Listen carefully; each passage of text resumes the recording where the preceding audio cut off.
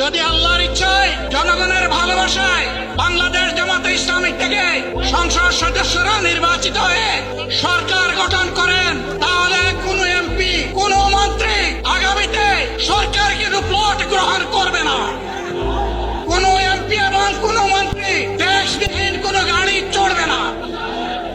কোন এমপি এবং কোন মন্ত্রী তার নিজের হাতে কোনো টাকা চালাচালি করবে না। কোন এমপি এবং কোন মন্ত্রী যদি তার নির্দিষ্ট কোনো কাজের জন্য বরাদ্দ পেয়ে থাকেন, কাজ শেষ হওয়ার সাথে সাথে বাংলাদেশের 18 কোটি মানুষের কাছে তারা তার প্রতিবেদন তুলে ধরতে বাধ্য হবে। সম্মানিত বন্ধুগণ, চাঁদা আমরা নিব না, দুর্নীতি আমরা করব না, চাঁদা আমরা নিতে দেব না, দুর্নীতি আমরা সহ্য করব না। এই বাংলাদেশটাই আমরা দেখতে চাই।